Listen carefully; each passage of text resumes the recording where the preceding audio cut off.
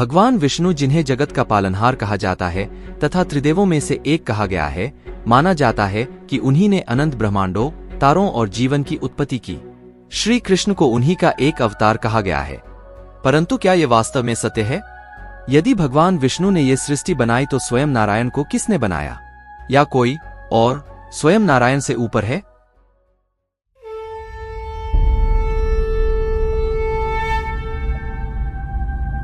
मैं ना शरीर हूं, ना शरीर के अंग हूं। मैं ज्ञान हूं, सृष्टि हूं, चैतन्य हूं। मैं परम ब्रह्मा हूं। मैं सब कुछ हूं और कुछ भी नहीं। महाभारत के युद्ध भूमि पर श्री कृष्ण ने अर्जुन को गीता का ज्ञान देते समय कहा था कि यह शरीर सिर्फ एक भेस है और सब कुछ कृष्ण है। कई लोगों का मानना है श्री कृष्ण स्वयं परम ब्रह्मा है। परंतु अगर यह सत्य है तो पहले कौन आया, भगवान विष्णु या श्री कृष्ण? पहले कौन आया, यह प्रश्न अपने आप में ही एक रहस्य है, यह देखते हुए कि ईश्वर समय से परे है। ऐतिहासिक रूप से यह मानना उचित है कि विष्णु पूर्व है। आखिरकार धर्मग्रंथ हमें सूचित करते हैं कि वह सृष्टि का स्रोत हैं, जबकि कृष्ण लगभग 5000 साल पहले पृथ्वी पर अवतरित हुए थे। इसके अलावा विष्णु वैकुंठ में राजसी ऐश्वर्य में रहते हैं, विस्मय और श्रद्धा जगाते हैं, जैसा कि कोई भगवान से अपेक्षा करता है, जबकि कृष्ण वृंदावन में एक साधारण चरवाहे लड़के के रूप में दिखाई देते हैं। भले ही विष्णु ब्रह्मांडीय रचना के मामले में पहले आए, लेकिन इसका मतलब यह नहीं कि यह अंतिम सत्य है।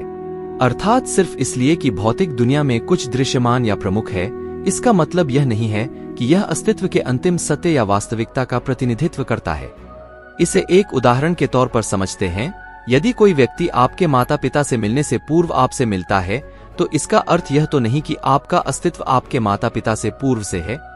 ब्रह्म संहिता में भी कई बार इस बात का जिक्र हुआ है। अनंत कोटि ब्रह्मांडों के संचालक भगवान श्री कृष्ण के ही अंश हैं और उनका अस्तित्व भगवान श्री कृष्ण की एक श्वास से प्रतिपालित है। इससे अधिक और क्या इस तथ्य को पुष्ट किया जा सकता है कि महाविष्णु स्वयं भगवान श्री कृष्ण की एक कला के अवतार हैं। भगवान ब्रह्मा ने ब्रह्म संहिता 5.1 में इसे और भी सीधे तौर पर कहा है। कृष्ण, जिन्हें गोविंदा के नाम से जाना जाता है, सर्वोच्च देवता हैं। उसके पास एक शाश्वत आनंदमय आध्यात्मिक शरीर है। वह सबका मूल है। उसकी कोई अन्य उत्पत्ति नहीं है और वह सभी कारणों का प्रमुख कारण है।